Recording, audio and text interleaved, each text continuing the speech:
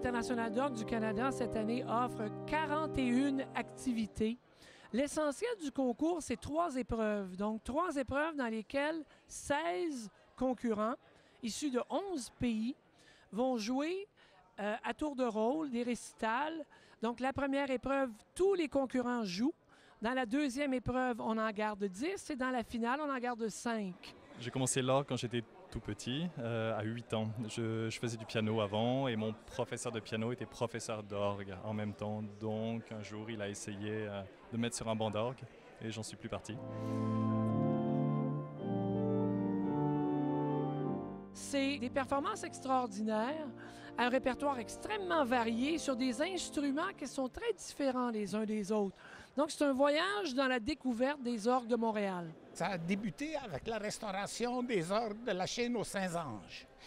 Vers le début de ce projet, c'était 1998.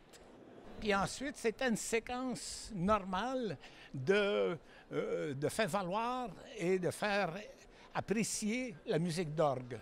Les jeunes, en général, ne sont pas vraiment attirés par cet instrument. Donc, je pense que le Concours international d'orgue de Montréal est une bonne vitrine pour faire de la publicité pour cet instrument.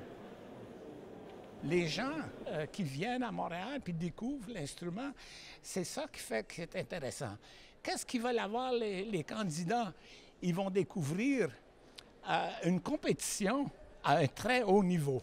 C'est bon pour eux et c'est bon pour les étudiants, les élèves en orgue à Montréal.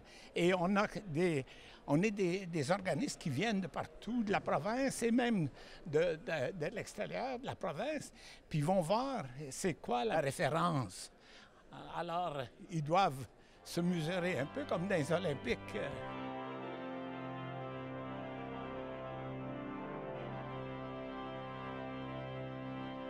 C'est une grosse découverte. C'est pas la renaissance de l'orgue, comme certains disent. Pour moi, c'est une découverte. C'est une découverte, je me répète, mais une découverte comme instrument de concert, instrument de musique autre que la liturgie. Je vous donne pas un, je vous donne 41 rendez-vous. Alors, si vous ne réussissez pas à en coincer un dans vos horaires occupés, je vais être très déçu. Et vous serez les premiers à être déçus parce que vous allez manquer à la fois des concerts extraordinaires, la découverte d'un répertoire musical absolument inouï, et aussi vous allez avoir l'occasion de rencontrer les facteurs d'orgue et de mieux comprendre le travail que ces gens-là font pour nous donner, à Montréal, notre place parmi les grandes capitales mondiales de l'orgue.